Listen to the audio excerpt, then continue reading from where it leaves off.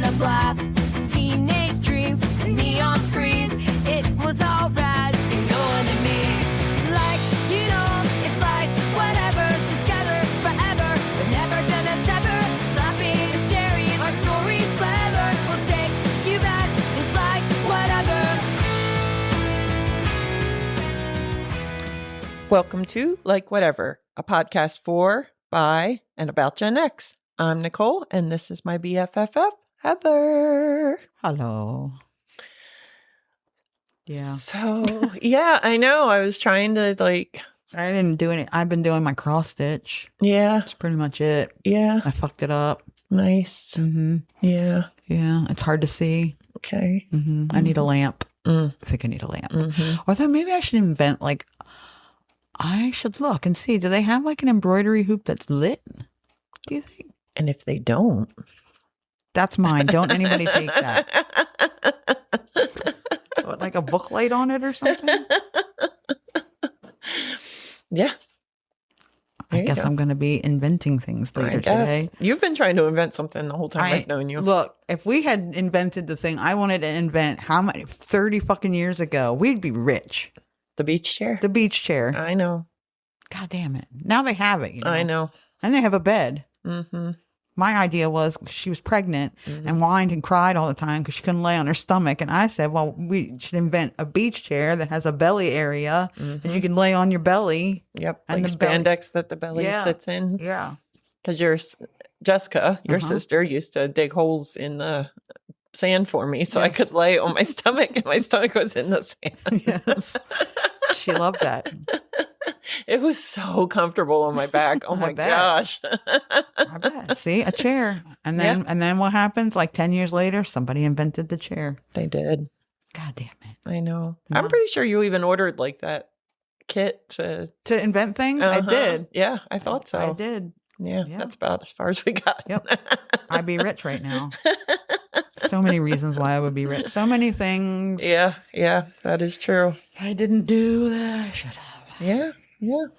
I was big into the stock market around the time Amazon was coming up. You were. And you cashed in good money. I did. But I bought AOL stock. But you could have cashed in way more. I cashed it in too soon. Yeah. Yeah. Yep. Story of my life. I mean, I did make $20,000 in a year off that stock. You did. But then it split 7 times, and 3 years later, what I had would have been worth $7 million. Yes, that is correct. Yeah. Mm-hmm. But I don't have that. Nor do I have the $20,000. Nothing to show for it at all. Yeah. I've pretty much just been working. Yeah. Playing with my kitten. Yeah. How's your kitten doing? She's awesome. Yeah. My hands are super scratched up. Of course, kittens are jerks. I know.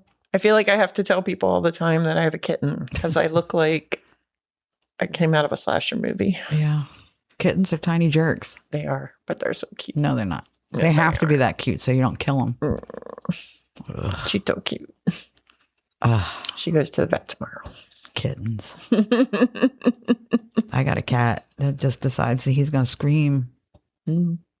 Because he doesn't realize I'm in the house. Oh. Yeah. He sits by the door and waits for me to get home. And then when I take the dog out, he carries the dog's leash around crying like I'm going to take him out, which he would hate it out there.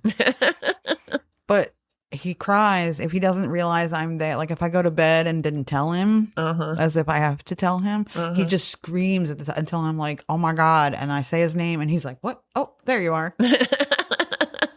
Yeah. It's super annoying. Oh, that's precious. It's not. It is. I have a love-hate relationship with cats because I am a sucker for animals and they just keep finding me and I can't make them not live there. So, I get it. So yeah. I just have okay,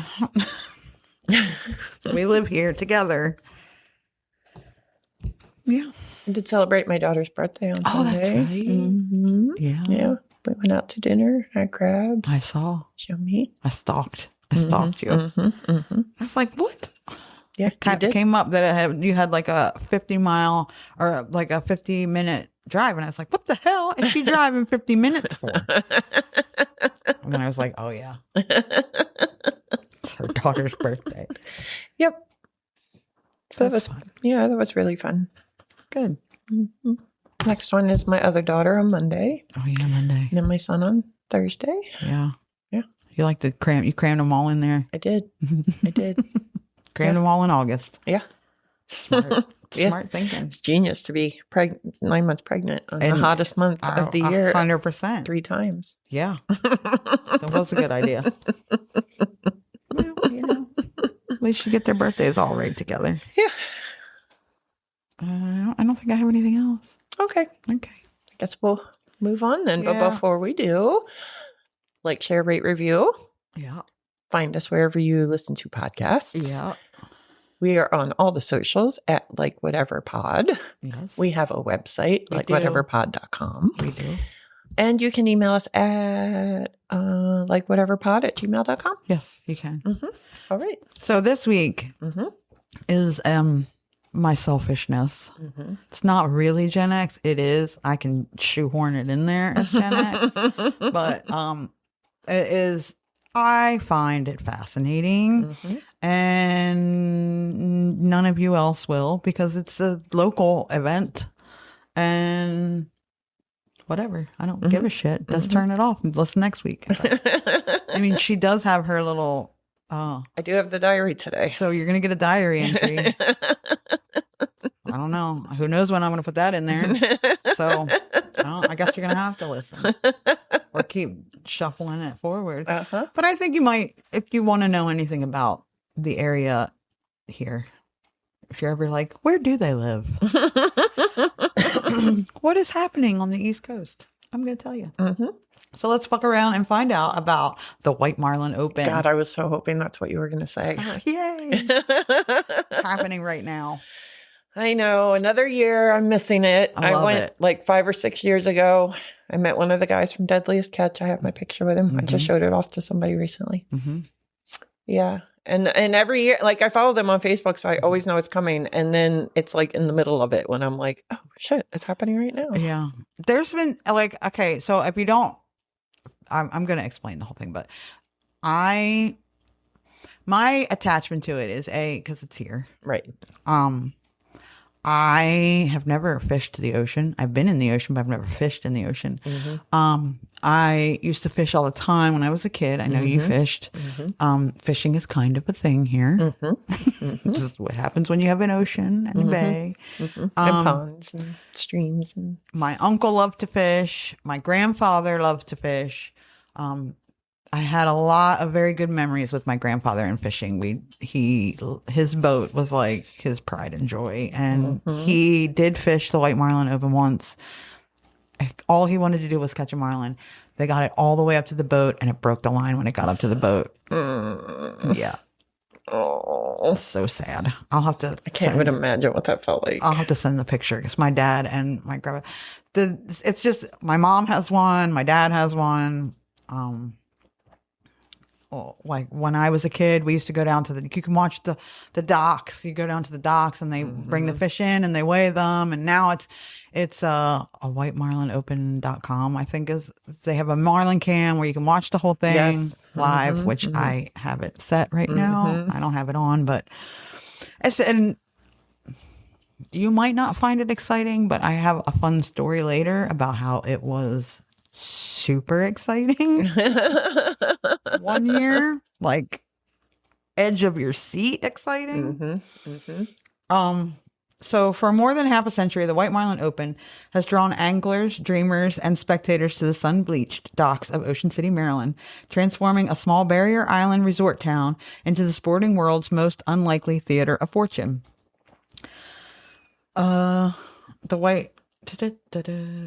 Drawing on a tournament records, press accounts, and firsthand accounts spanning 5 decades. It's not merely a fishing contest, but a living cultural institution that binds community, commerce, conservation, and the human appetite for one more cast into the deep. And it's currently happening right now. a friend of mine, actually, today is Wednesday, as of today, which they just opened the scale, so I don't know, but he is in first place in the mahi-mahi category. I grew up with him.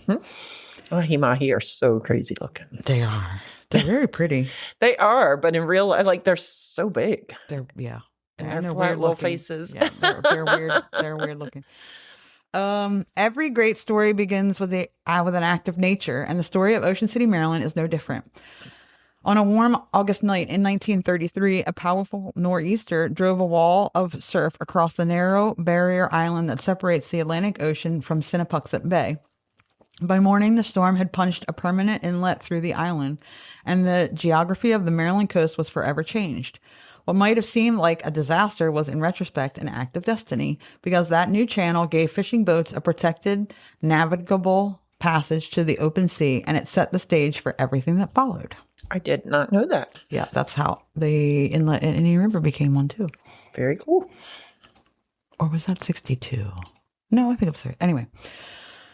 So if you don't know, a barrier island is an island that sits in front of the mainland, and it protects the mainland from storm surge, etc. And the inlet separates Assateague Island, which is where the ponies live. And if you ever have never heard of our ponies, one just got hit by a car the other day and died. Yeah, it wasn't the port. Normally, I'm like, these fucking tourists and their fucking cars. But this time, it wasn't actually the guy's fault.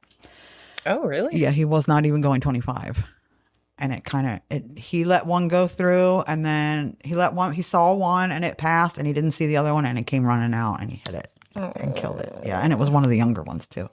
Anyhow, there's Assateague Island, which is in 2 states, Maryland and Virginia. The Maryland side, their ponies run free, and they have minimal contact with them. The Virginia side, theirs are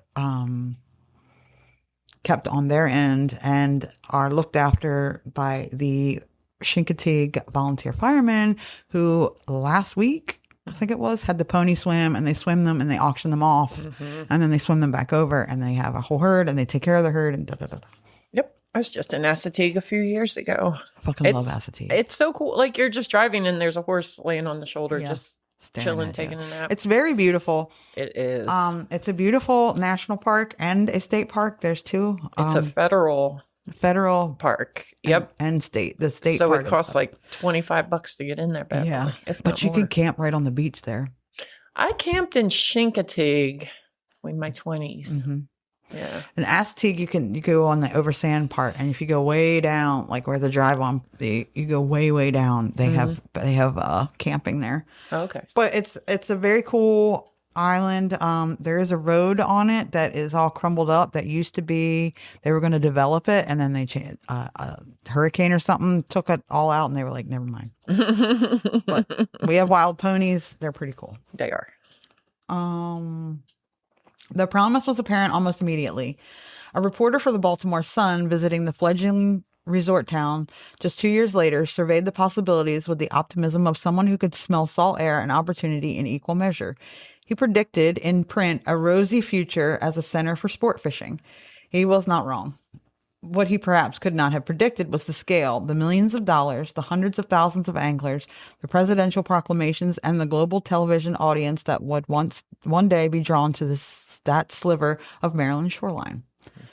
The earliest pioneers of Ocean City marlin fishing were brothers Jack and Paul Townsend, who had heard rumors of white marlin running just offshore and went looking for them in 1934. Unsatisfied with what they knew, they traveled south to Bimini in the Bahamas, where the sport had already taken root, and they studied the technique of experienced marlin captains with the seriousness of graduate students.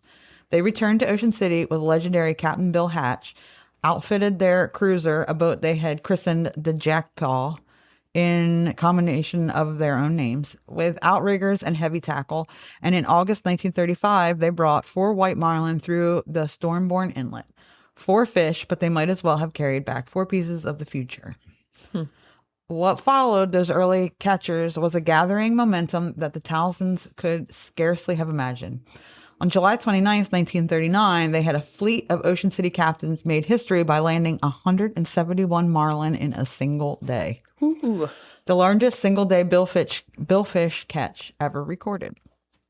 Word spread, the sporting press took notice, and 10 days later, President Franklin D. Roosevelt, himself an avid outdoorsman, came to Ocean City after spending a great day of marlin fishing aboard the presidential yacht Potomac.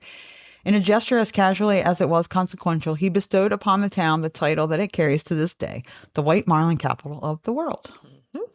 That title, born of a president's afternoon on the water, has proven more durable than most political proclamations. It's still painted on signs, menus, repeated in the proud introduction of every captain who's ever pointed a bow towards the Gulf Stream from the Ocean City Inlet. The Ocean City Marlin Club, formed in 1936, began keeping careful catch records that would become the backbone of the sport's local history. By the late 60s, seasonal white marlin captures were routinely topping 2,000 fish, numbers that signaled not just abundant wildlife, but a community increasingly organized around the pursuit of it. The opening of the Chesapeake Bay Bridge in 1952 changed the math of access, suddenly bringing Ocean City within comfortable driving distance of Baltimore and Washington, D.C., and unleashing a tide of road trippers who would discover the inlet, the charter boats, and the salty romance of offshore fishing, as well as destroying everything in their path on the way here. We call them bridge crossers. And that fucking bridge is awful. Ugh. It's terrible. There's even like shows about how awful that bridge is. It's like one of the most feared bridges in the country. And it's not even really that long. It's just... It's a death trap. It's awful. I don't understand how it just continues to be like that. Nobody does anything about it. Like, it blows my mind. Did you see the dude jumped off the Brooklyn Bridge last week? Butt naked with a makeshift parachute. But he survived. Well, you will not survive jumping off the Chesapeake Bay Bridge. It's just a horror. I fucking hate that bridge. Coming back isn't as bad. Of course, this was just when it had the one span, so. Yeah, because the coming back side has railing that could actually protect you from falling off the side. It's also not as tall, and it doesn't have that huge hairpin turn at the end of it. Yes. They have a service that you can call, and they will drive you over the bridge. That's how fucking bad that thing is. I swear, if they just opened a ferry, people would use the fucking ferry. Why don't they? I don't know. You build a dock and you buy a boat. Like, how hard is it? What did you do before? You had to have a ferry there. Exactly. I would totally ferry. I would 100%. I don't care how much the ferry costs. I would take it to avoid that bridge. I don't go to DC. Like, there's so many things cool happening in DC, and I just don't go because of that fucking bridge. I'm like, I'll just go next time when somebody else drives. Ugh, I hate that thing. And here's the worst part about it, guys. So it's two spans. One span is 3 lanes. The other span is 2 lanes. So the eastbound span is 3 lanes. Except sometimes they open one lane to go the other way. Yes. So one way, no, it's the westbound span. It's westbound. So sometimes they have 2 lanes going westbound and 1 lane going eastbound. So you're driving on a death trap into oncoming traffic. There's no wall, no nothing. Shoulder. It's just lines and little tiny lights that have an X that say "Don't drive on this lane." Yeah, because cars are coming. Yeah, it's so stupid. It is. Tractor trailers just fall off the side all the time. Ugh. It's scary. There's no side. I mean, it has sides, but you can see through them. The sides come up to like my knee. Yeah. Like they're not going to stop me going 60 miles an hour in my car. They don't stop nothing. No. And I think it's 3 miles. I think so. Yeah.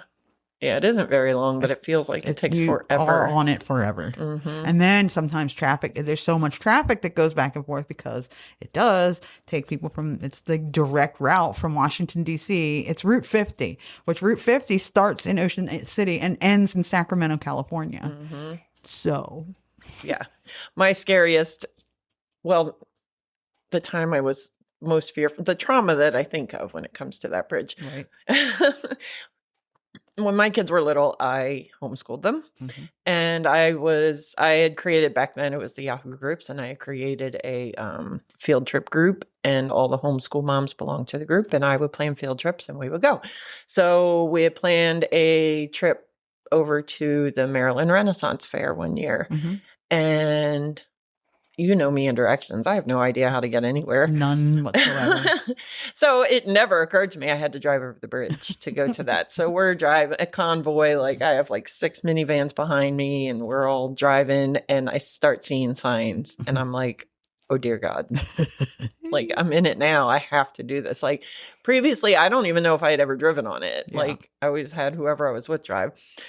So I told my kids, they were little, I was like, all right, you guys, I need you to be super quiet. Mm-hmm. I'm going to turn the radio up really, really loud and just don't talk until we get off the bridge. And they were all like, okay. And I got in the middle lane and I just stare at the license plate in front of me. So I'm no peripheral vision of the death on either side of me. Yeah. And I just focus on that. And when we are not on the bridge anymore, I'm like, okay, we're good. It's so scary. It is. Let me tell you my trauma of all revolving the bridge. I was driving over it and they were doing road construction. And I did not know that they had the middle lane closed. So I got shifted to the left lane. So I could see over the edge right there. Oh my God. And I was like, the whole time I cried. Yeah. I was like, oh my, I couldn't breathe. I was freaking out. As soon as I got off of it, I pulled over and I got out of the car. At one point, and then traffic slowed down in the middle of it, the highest point. Everybody slowed down and I was like, I'm about to have a nervous breakdown right here. I was like, I'm going to get out. I'm just going to get out. I'm going to get out. I don't know what I'm going to do when I get out because I can't get out this door because I'll fall off the edge. And then even worse was it was like grady, so it kept pulling the wheel. I was like, I don't know. Yeah. I mean, it was literal white knuckling. Yeah. Like, I'm surprised I didn't bend my steering wheel. And my hands hurt so bad when I got done. I fucking hate that thing. And it's the only way. It's not the only way to get to DC, but it is sure a hell of a lot faster. So much faster. It's the difference. It's like 2 hour difference. Yes. You can drive around, but it takes 4 hours. Yes. Anyway. We got a little sidetracked. Look it up. Chesapeake Bay Bridge. Yeah. Not the tunnel, which is equally scary. It is, but it at least has sides. Yes, it does have sides. Yes. And it's much shorter, which is its own frightening thing. Yeah. If you go over it when it's storm. One time we were the last ones to go over. Was it the White tunnel. Cabin? Yes, right over the sweet baby Jesus, no. That bridge itself, though, is like 14 miles long, isn't Yes, it? it is. Yeah. And my dad, every time we would go over, it would be like, oh, we're about to go in the tunnel. Oh, is that water leaking I see? And we're just like, get me out of here. Oh, my God. I was always afraid of the bottom part of the boat hitting the tunnel. And it gushing I won't open. I won't go through the tunnel if there's a boat coming over. I'll wait. I'll stop on that little island in the middle. I don't care. No way. Man, we're just trapped here by horrible bridges. We are. Into this expanding world came Pete Bonus, who arrived in Ocean City in 1963 and recognized a tourism opportunity the others had missed. He eventually created Harbor Island, the marina complex that would become the beating heart of the White Marlin Open, a gathering place where anglers, spectators, sponsors, and dignitaries could mingle in the charged atmosphere of tournament week. Today, thousands of spectators flock to the inlet in the pre-dawn hours simply to watch the fleet depart, their running lights cutting the darkness like a small armada headed to war. Thousands more crowd Harbor Island each afternoon for the weigh-ins. The drama of the scale, the roar of the crowd, one angler reflecting, pulling up to the scale with a big fish and thousands of cheering fans felt like being in the Super Bowl. It was a thrill of a lifetime. I can't even imagine how it feels to be on the boat doing that. Because standing on the dock watching it come in is so exciting. I don't know how they dock those boats. I know. Under all that pressure. Because it's not a lot of room in there. There is not a lot of room. And those boats are huge. So them heading out is the Monday.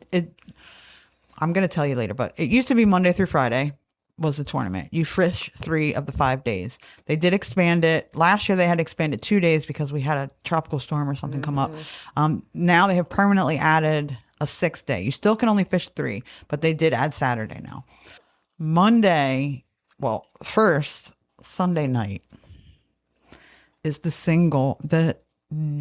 town of Ocean City, specifically, not Harbor Island, but the harbor over there. Not Harbor Island is different from the marina, but the marina specifically has like 4 restaurants that sit there. And they make, Sunday before White Marlin Open, they make enough money that night for the entire year. They bring in special bartenders. The one restaurant specifically brings in, and they usually post tabs. And when I tell you tabs, 50, 60, $100,000 tabs in Ocean City, Maryland. Mm-hmm. They bring in special bartenders just for the event. It's insane, the amount of money. That's amazing. Yeah. They make, they're secrets bartenders that they bring over. Oh. Mm-hmm. Well, and they know how to hustle. Yeah. These are bartenders that spend their lives traveling to different bars. They are here in the summer. Secrets bartenders are here in the summer, and then they go to like Costa Rica or Puerto Rico and stuff like that. Yeah, I was gonna say I was at North Beach a couple of years ago, and the bartender I had, she wintered in Puerto Rico and worked there. Yeah, they travel. Mm-hmm. They're like the elite of the elite, and they make so much money. So much money. Like $100,000 tab. Yeah. Yeah. They're all drunk. They're throwing money your way. And you know they're girls with big tits. You just know it. Absolutely. It's a bunch of fishermen. They're bringing in specifically. They're probably getting older now, so I'm sure they've had some work done to their boobs. I have no doubt. Anyway, they make enough money in one night the Sunday before. But then Monday morning, typically all the boats go out, and it is really cool. They do a blessing of the fleet, and then they all go out at the same time. And because it's, they've been waiting all year for this, typically first day they all go out. Well, this year they didn't, because the weather was so bad on Monday. Only 17 boats went out on Monday. Oh, dang. They all went out yesterday. But if you went to the inlet, you did not get a very good show. But it is cool to see. And it is cool all the boats lit up in the harbor, and it's the amount of money currently. Oh gosh. Is just outstanding. Yeah. It's just unreal. It's like thinking about space. It's incomprehensible. It really is. And now that they've added Saturday to it, they've added another weekend. Yeah. So now it's 2 weekends. Ocean City is just like, yes. Yeah. And it's so ridiculously expensive to stay. Anyway. Anyway. The man who would create the White Marlin Open was not on the water when the idea came to him. He was, of all things, on his honeymoon. In 1973, Jim Motzko, a young, experienced fishing mate from Ocean City who knew the spot from the working end of a gaff, was spending his first days of married life on Andros Island in the Bahamas when he found himself watching the conclusion of a local billfish tournament. What he saw troubled him deeply. Money was changing hands in brown paper bags, out of sight and out of accountability, in a backroom arrangement that had the feel of something that belonged nowhere near sport. Motzko hated it. He hated the opacity, the insider dealing, the suggestion that a contest built on skill and luck and the raw beauty of the open ocean could be corrupted by the simple human failing of greed. On that honeymoon, he began to imagine a different kind of tournament. He dreamed of a competition with a fixed entry fee that any team could understand before they signed up, a large guaranteed purse that would be paid out transparently and completely, and an administration honest enough that participants would never have to wonder whether the game was rigged. He returned to Ocean City with his new wife and his cousin, and they set about organizing the first White Marlin Open. The Ocean City Marlin Club had staged its own White Marlin tournament back in 1959, establishing a competitive tradition in the community, and Motzko built on that foundation with the earnest ambition of a man who believed he had a better idea. This is the part this is my favorite part. This is why I think I love it so much. The first tournament was held in August of 1974, so technically it is Gen X clowns. It drew 57 boats and 150 anglers. Modest numbers by any later standard, but a genuine beginning. Yeah, that's not bad. The prize money totaled $20,000, which in 1974 was a lot of money. Yeah. With the top award of $5,000 going to angler Sorensen for a 68.5-pound white marlin. That Motzko had to take out a personal loan that year to make good on the guaranteed purse is a detail that says everything about the man. He had promised the money. He paid the money. That was the deal. And that deal was kept. It was the founding ethic of an institution that would eventually award more than $121 million in prize money over 5 decades. Mm-hmm. The tournament grew with remarkable speed, word spreading among the East Coast sports fishing community that the White Marlin Open was a straight game, that the entry fees were clear, the rules were enforced, and the payouts were real. Speaking of, I didn't put this in here, but speaking of the rules were enforced, a couple years ago, I remember. The White Marlin winner got stripped of their money and prizes because they were found to have lied. They do a lie detector test.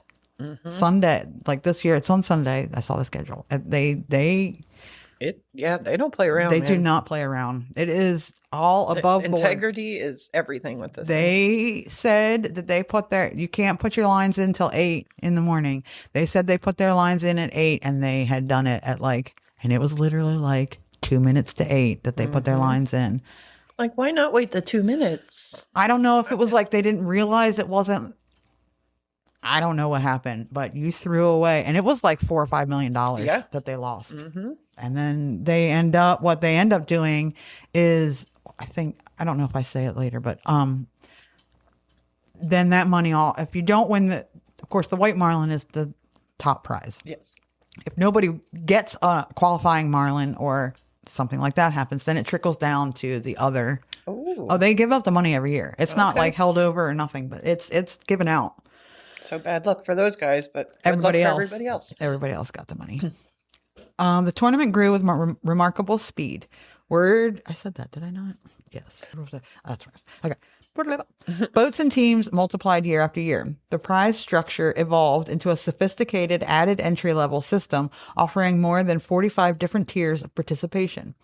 Under this model, a team can enter at the base level, set at $1,500 per boat for this year, the 2026 edition, and compete for a guaranteed purse, or they can invest progressively more in optional prize categories, laying their potential winnings with each additional entry. Surprised the entry fee is only $1,500. That sounds low. Yeah, especially because you get enough. When you consider how much money is involved. Yeah. At the upper end of the spectrum, teams willing to invest over $100,000 in entries can compete for prizes that have exceeded $10 million in total. So it's a bunch of different Calcuttas, small boat, inboard, outboard. You can enter. The $1,500 just gets you the White Marlin. Mm. Yeah. Okay. So you're just competing for the White Marlin. Okay. There's fish of the day. There's the highest weight. There's I think, did I just say 45 different categories? 45 different categories that you can. Because they have they get tuna, right? Tuna. Mm-hmm. Tuna, shark, blue, mahi-mahi. Blue marlins. Blue. Swordfish? No, there's another one. Swordfish technically goes into the marlin category. Okay. Shit, there's another one. Tuna. Mahi-mahi. I don't know. Okay. Maybe it'll come to you. Yeah. You don't win as much. The mahi-mahi currently right now is worth $209,000. That's if they get a white marlin, which has happened that they did not bring in a winning marlin, that nobody brought in a qualifying marlin. So it gets trickled. Anyhow. Gotcha. $100,000 gets you the full Monty. Okay. The Motzko family has directed the tournament for its entire history, over 50 years of stewardship. It is itself a remarkable achievement in an industry where tournaments rise and fall with startling regularity. Today, Madeline Motzko Weinglass serves as tournament director, carrying forward her family's founding vision with an eye both on tradition and the need for thoughtful evolution. We're always listening to our participants and looking for ways to evolve while staying true to what makes the tournament so special, she said. Words that could serve as the institutional motto of the organization her family built. They give out gift bags to all the anglers. And I was watching, you know, if you put the website on, they have a Marlin Cam and all that. But before the Marlin Cam opens at like 3, but before that, they give you like a little history of it, and they show them getting ready for it. And starting back in like, I think it's like January or so, they turn literally their garage still at this point. They turn their garage into like a gift bag making machine where the family still personally put stuff in these gift bags. And it's like, you know, from all their sponsors and, you know, shit like that they put in these like Yetis and, you know, I mean, it's big stuff, but they make their own. That's so cool. It is. And that's why I love it, I think, so much.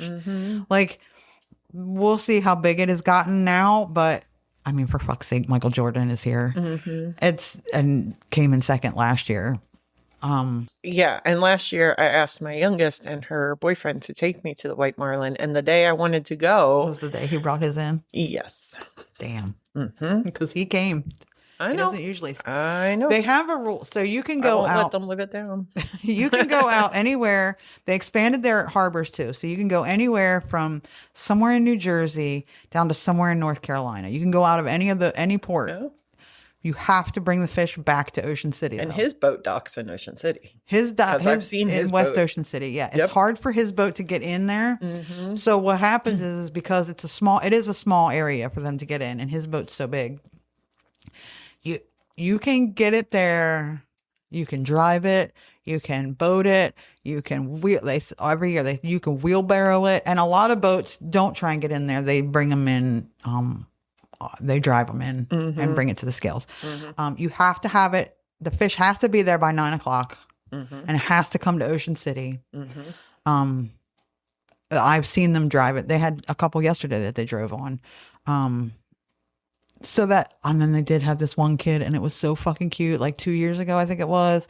They were in the little harbor on a kayak, and it was a little kid or a rowboat, the little kid, and he had a stuffed marlin, and they let him pull up to the dock, and they took the stuffed marlin and they weighed it. I know, it was really cute. Oh, that is precious. It is precious. And see, Michael Jordan is Gen X also. So That's true. there we go. There. See, I shoehorned it in there. Let's go to your thing. Okay. Now. Hold on. Because Larry Cutie like we're laughing through her teenage plight. So grab your snacks and brace your soul. This middle school madness out of control. All right. So It's been a minute. it has been a minute. So we are now on September 3rd of 85. Okay.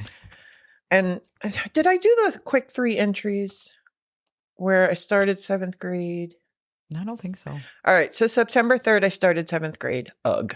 That was the entry for the day. Yeah. And September 3rd, when we used to go to school like normal people, Yes. after Labor Day was over. Yes.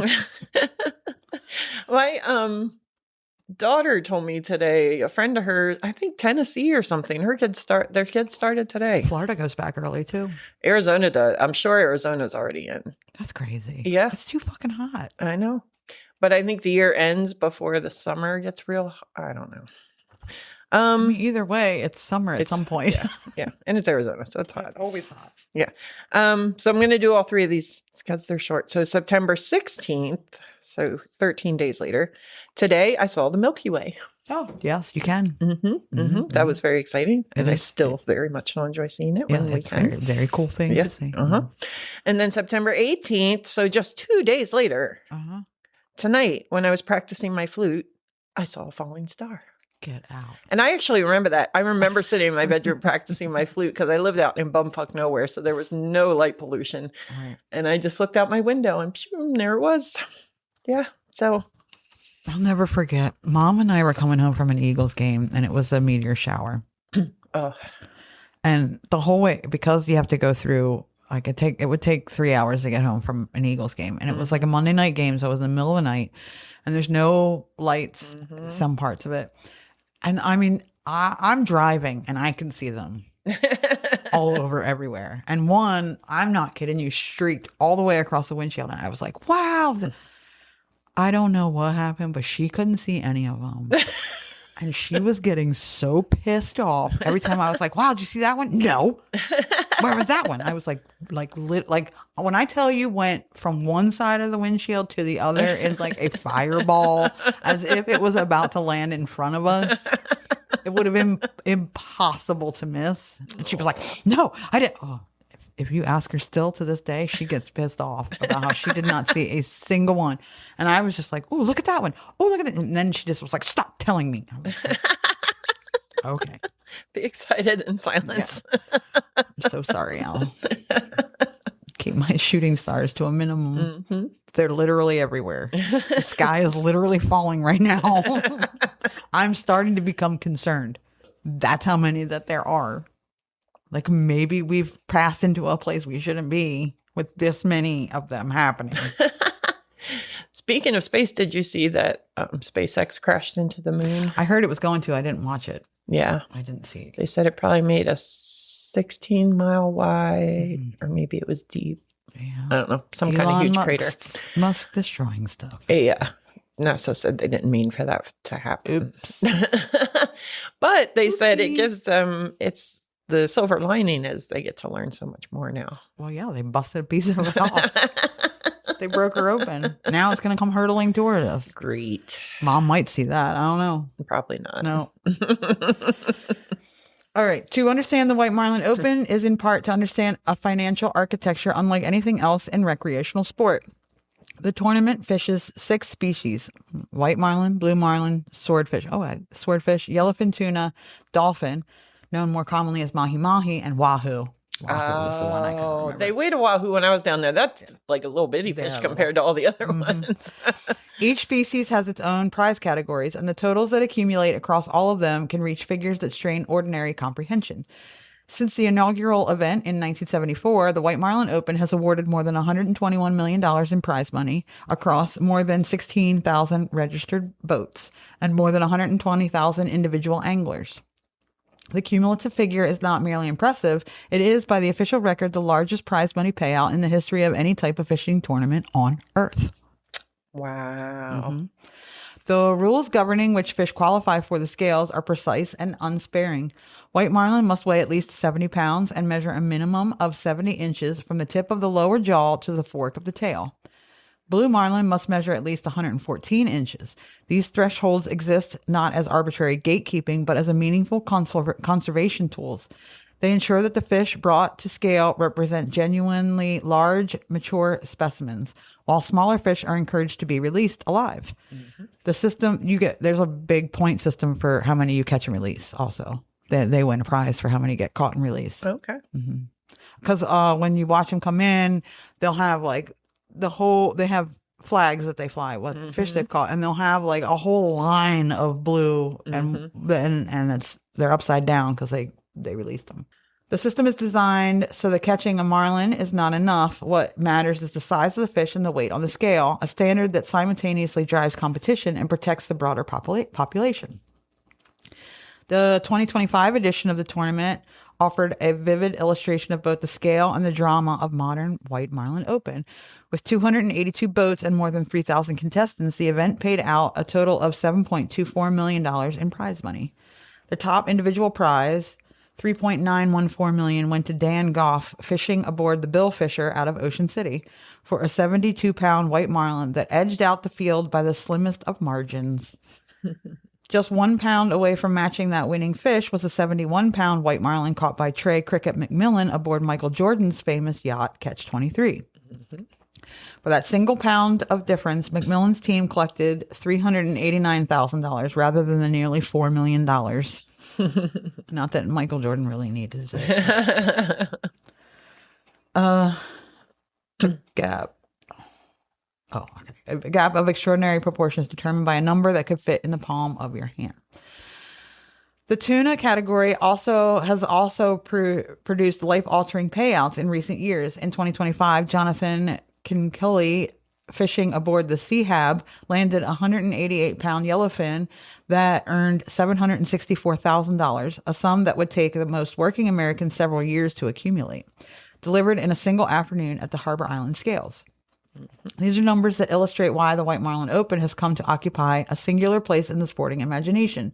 It's simultaneously a test of seamanship, patience, knowledge, and luck, and a lottery with odds that can be calculated but never quite tamed. Yesterday, the guy that brought in the so far winning tuna fought it for 4 hours. Yeah. I would love to fight a tuna. 4 hours? Yeah, I don't want to do it for 4 hours. But, yeah. I mean, I couldn't at this point in my life. No. My arms would just fall off my body. Yeah. But it looks like it would be fun. Just like I always wish I would have ridden a bull. I wouldn't want to do that, but I would want to. I love bull riding. I love to watch it. I don't think I could fight a fish. 8 seconds of excitement. Unless we went like head to head. I could punch it. Yeah. You can't though. It's frowned upon. That's what you're supposed to do with sharks. Punch them, yes. The White Marlin Open is far more than a fishing tournament. It's for 1 week every August, the most important thing happening in Ocean City, Maryland. Not a joke either. And arguably on the entire East Coast sport fishing circuit. The tournament week draws an estimated 75,000 visitors to Harbor Island and the surrounding Marlin Fest venues, an influx that transforms the already busy resort town into something closer to a festival city. Ocean City's economy is built on the twin pillars of the beach and the boardwalk, but the White Marlin Open is the crown jewel. The event that draws visitors who might not otherwise come, media attention that no advertising budget could replicate, and a kind of communal pride that a town tends to accumulate only around its greatest traditions. Marlin Fest, which runs concurrently with the tournament, is free to attend and open to everyone. It offers live entertainment, food and drink, vendors, interactive exhibits, and a front row view of the fishing fleet returning each afternoon with their flags flying, upright flags for fish aboard, inverted flags for catch and release. The spectacle of watching those boats come in, each one carrying a day's worth of hope and effort and sometimes extraordinary news, is one of the genuine pleasures of the Eastern Seaboard summer. Local radio stations broadcast live from the restaurant at Harbor Island during tournament week, filling the airwaves with coverage, commentary, and the kind of relaxed, sun-warmed enthusiasm that the setting naturally produces. They have a song they were playing it, and it just got awful. It's just terrible. The weigh-in itself is theater of the highest order. Fish are brought to the scale between the late afternoon and the early evening hours. In this year, the official window is 4 p.m. and to 9:15. And each qualifying fish that makes the bridge and heads for the docks electrifies the crowd in ways that defy easy description. The announcement of a weight, the roar of thousands of spectators, the mix of elation and heartbreak on the faces of competing crews. These are the moments that people come to Harbor Island to witness. And they are moments that those who see them rarely forget. Tournament director Madeline Motzko Wainglass has described the ongoing challenge of running the event with an apt simplicity. The goal is always to listen, evolve, and stay true to what makes it special. The excitement also is because typically they all come back right around the 6 o'clock. That's when it's really busy, like 6, 7 o'clock. The bridge only opens twice an hour. So they line up on the other side of the bridge to get through, and it's pretty fucking cool to watch them like all lined up waiting to get through, and then they let them through, and they only let so many through because they don't want to back up the scales.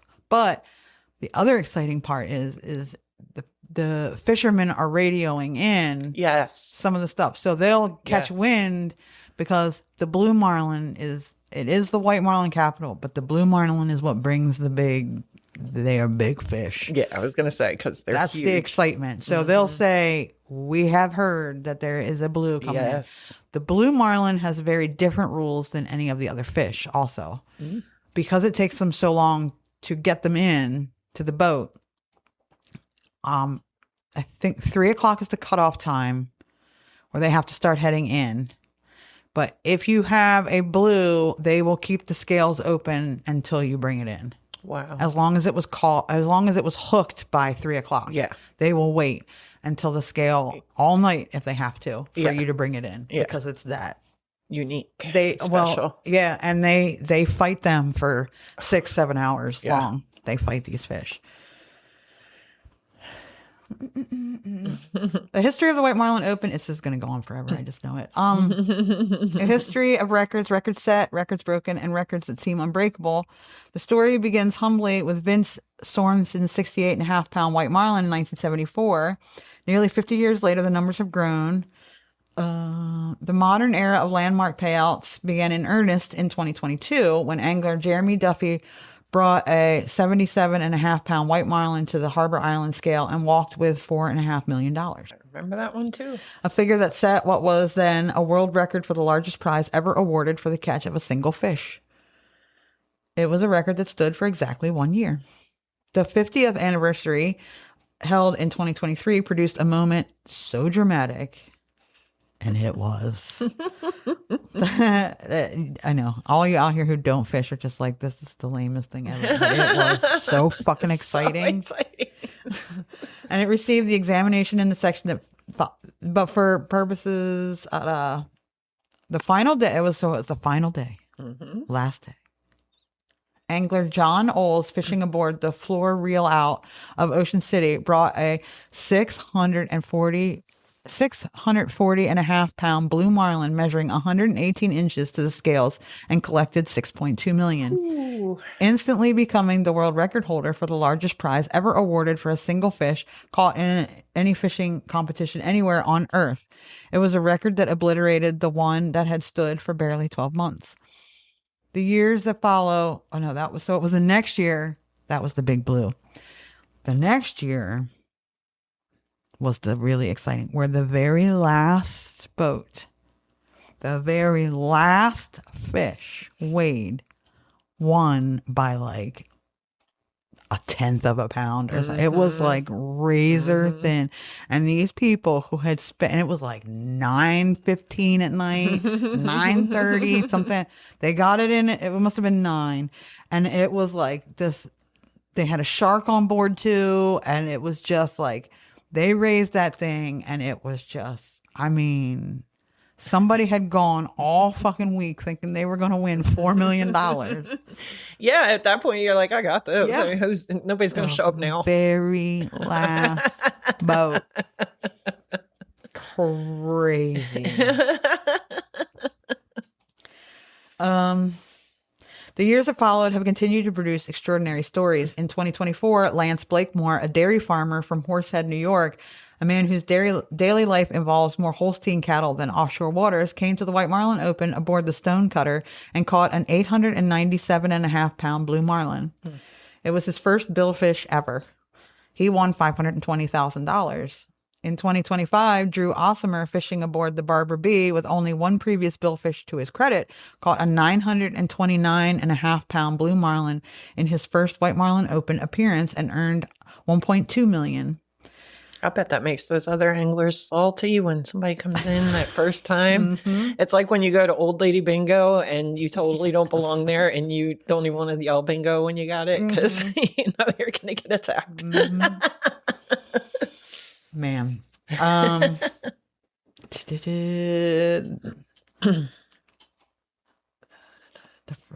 So in 74, Vince Sorensen won a White Marlin, 68.5 pounds, $5,000.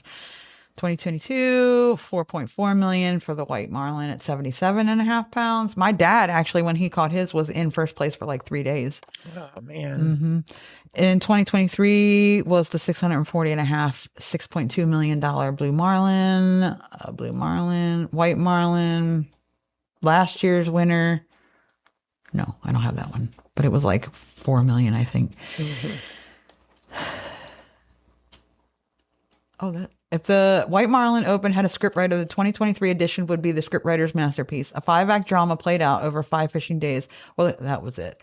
With a climax so perfectly calibrated to the requirements of narrative tension that no fiction editor would have dared to approve it for fearing of restraining credibility. 400 boats set a record purse of $10.5 million and delivered a story that would be told at docks and dinner tables for as long as anyone in Ocean City. For the first 4 fishing days, not a single qualifying billfish. The dollar values grew, accumulated.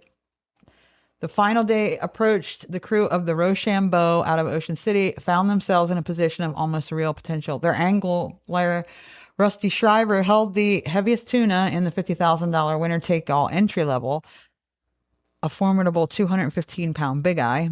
If no qualifying marlin appeared, the rules would redirect the accumulated marlin money their way, and Rochambeau crew stood to collect a staggering $7.1 million. The hours of the final day must have passed very slowly aboard the Rochambeau. The drama intensified as the afternoon weigh-in opened. Two boats arrived with potential billfish before the floor reel, and both fell short. The skirt chaser out of North Carolina brought in a white marlin that measured the required 70 inches, but weighed only 67.5. The No Limit out of Indian River arrived with a blue marlin that fell 2 inches short of the 114-inch length minimum that was turned away from the scale. The clock was running. The prize money hung in the air. The Rochambeau crew was presumably counting every minute. And then late in the final afternoon, the floor reel made the 6 p.m. bridge the point past which boats are officially admitted to compete in that day's weigh-in, and headed towards Harbor Island with a fish the captain and crew already knew was large enough to qualify.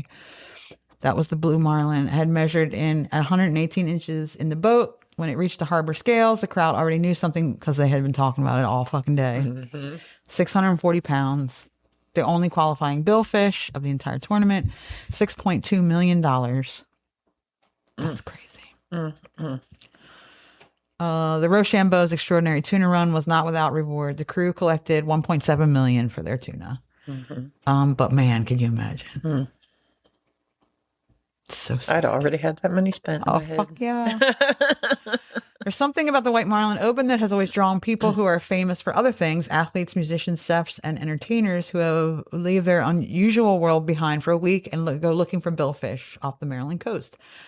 Their presence is part of what makes the tournament a cultural event rather than a simple sporting one, and it has a way of introducing the world to offshore fishing to audiences who might not have ever encountered it.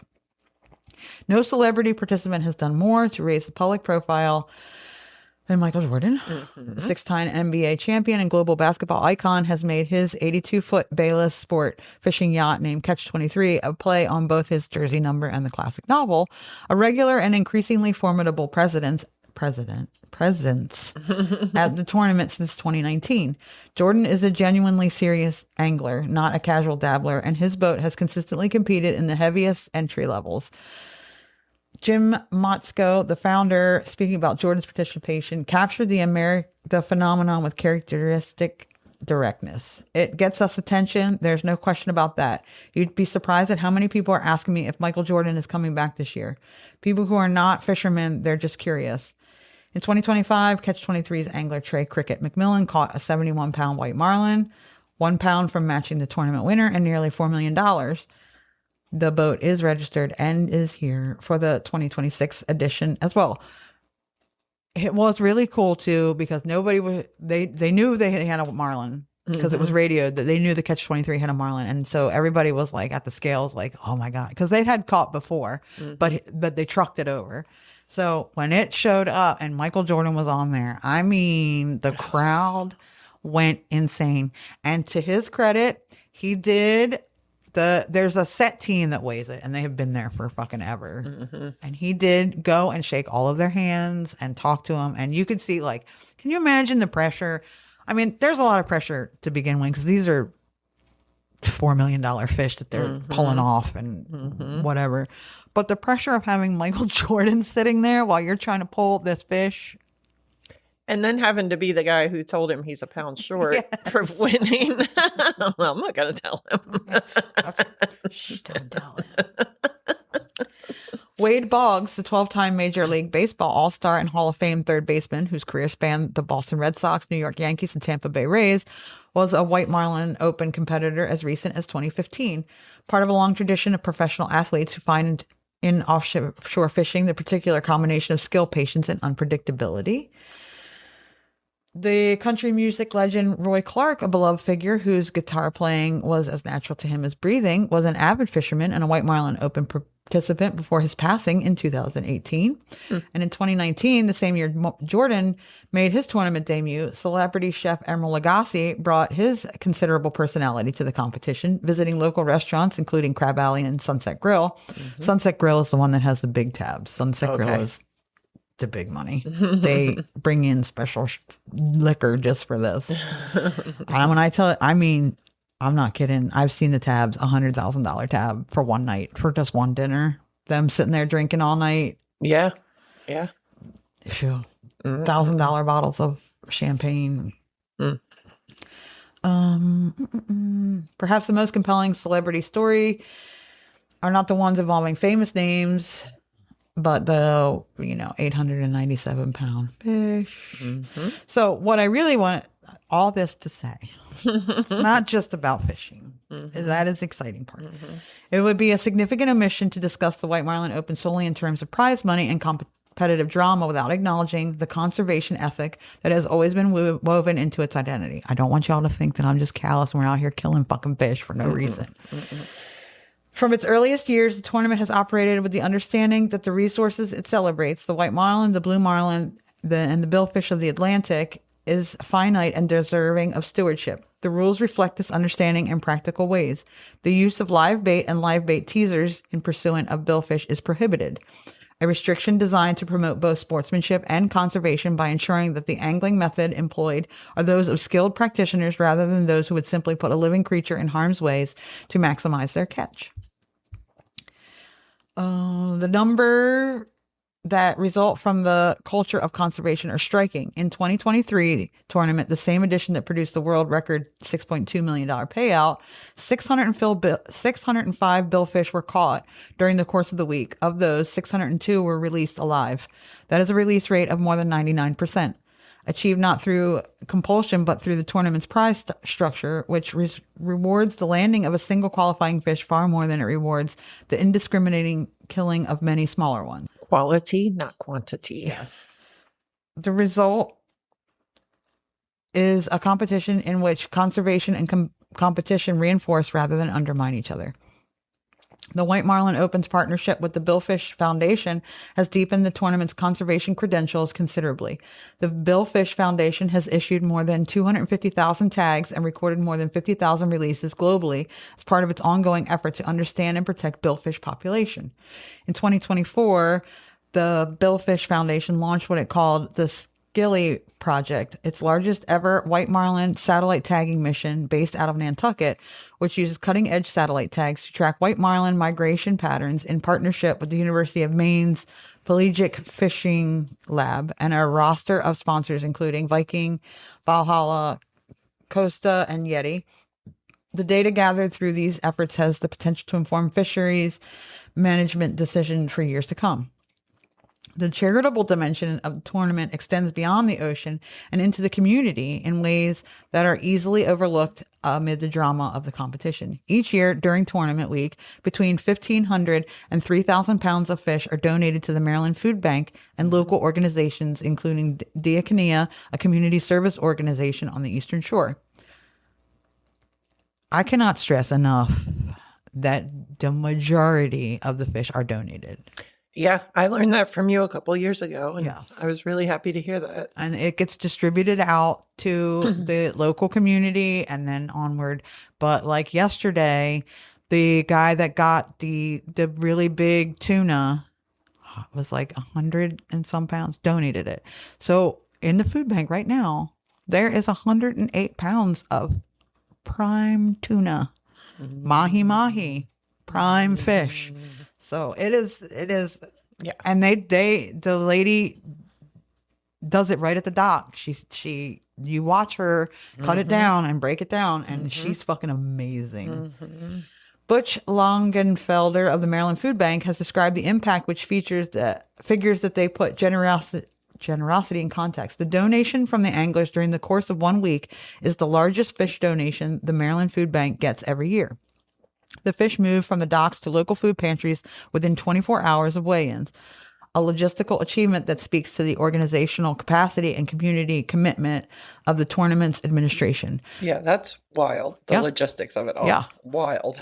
For the 2026 season, a new daily Big Fish charity added entry level has been introduced, directing a portion of proceeds to Coastal Hospice, the Seaside Atlantic Center, and the Believe in Tomorrow Foundation.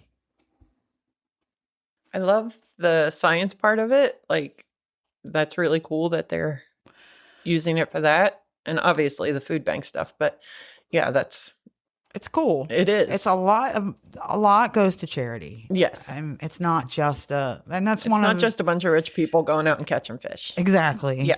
And most of them, because they're here for the week, they're staying in hotels or they're staying on their boat. Oh, yeah. They're not going to eat these fish. No. They want to keep them because it's a $4.2 million fish. So they want to they want to mount them. But what are they doing? That shit would just all go rot. Exactly. And now it goes into the food bank and 3,000 pounds of fish. Healthy. Protein. Omega. Yes. All goes the good into stuff. the community.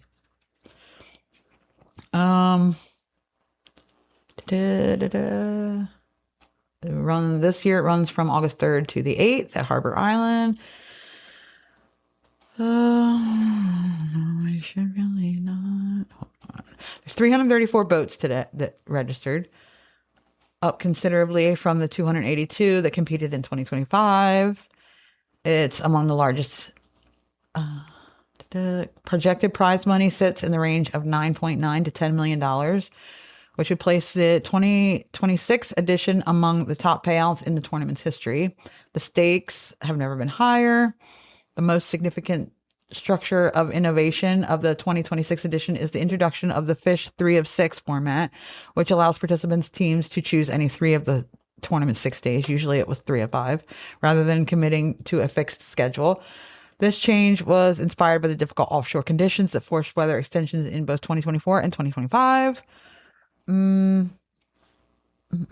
Although I was surprised how many went out today because it rained this morning, but and Monday was, they said, brutal out on. But a lot of people 17 boats went out Monday because you could still get the daily fish. Right. But some of them, one of them came in with a little boat and they were like, that was just not okay. It was not okay. We were not okay. One year, one of the boats sank.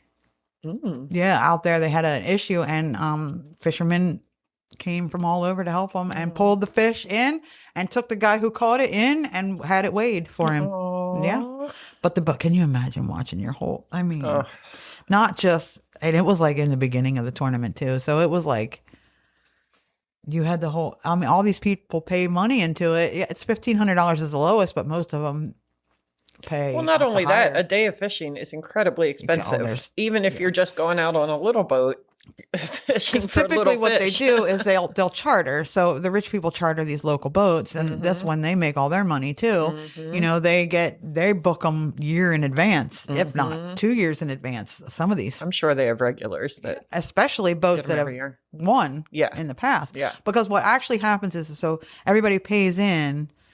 So if you have 4 anglers or 6 anglers or however, I think it's typically like between 4 and 6, they all pay a price to the boat. The boat pays the entry. Okay. So they are chartering the boat. Then what happens is the boat wins the money.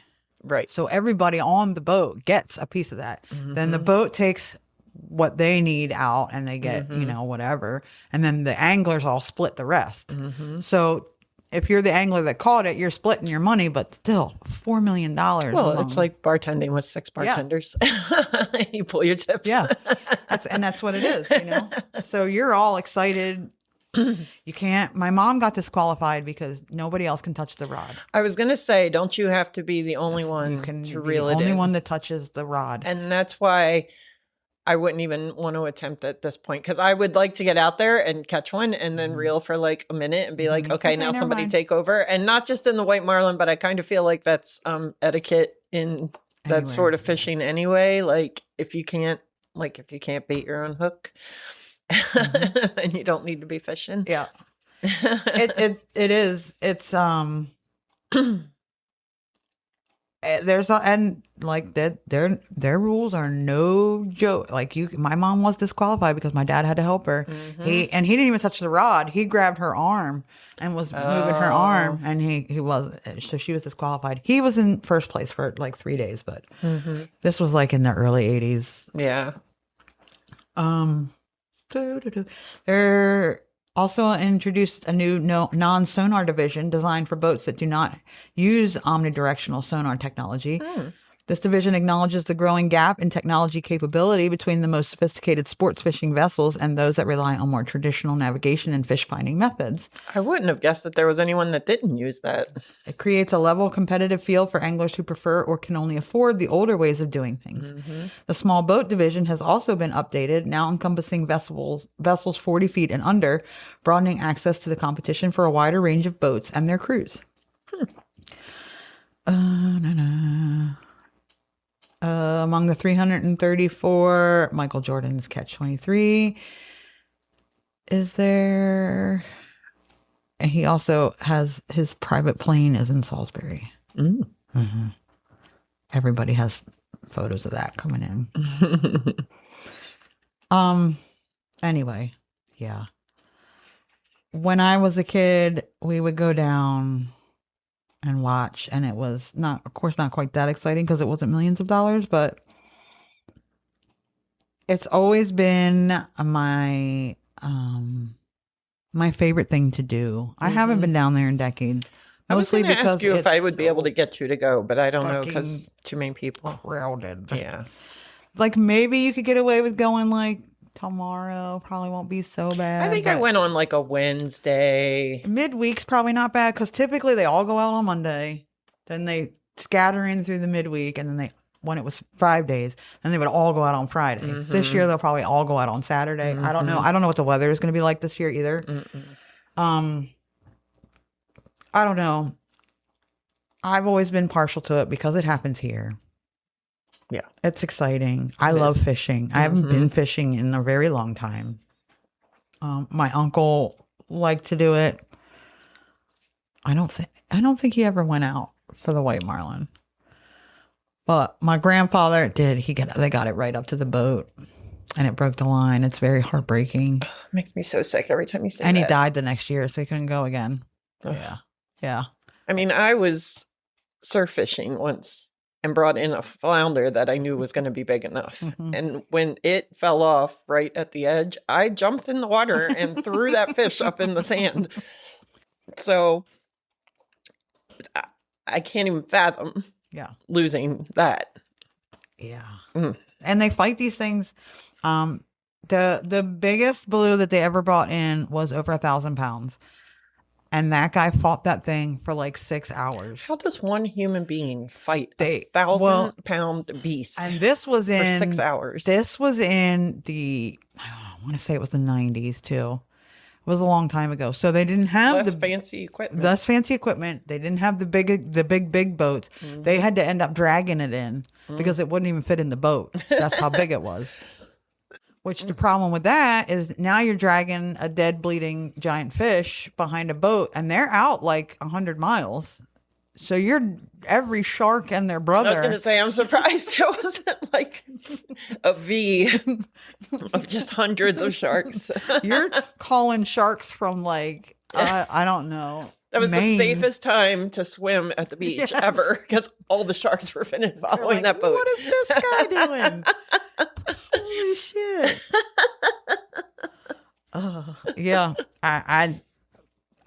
It is a cool thing. It's very, very cool. It really is. It's fun to watch. I know a lot of people are like, fishing is boring, but if you watch some of these where they show you them fighting, white marlin jump the whole time. Yes. So when they're fighting fishing, gravity. Yeah, they are jumping straight out of the water. And then they said the tuna dives straight down. Yes. So they're fighting to get it up. Yes. And basically it's who gets tired first. Yeah. Is exactly how it goes. It's just a lot of fun to watch. It is. Anyway, so the last thing I'll say is tight lines, fair winds, and following seas to all the fishermen who go out and do it. Thank you so much. That was super fun.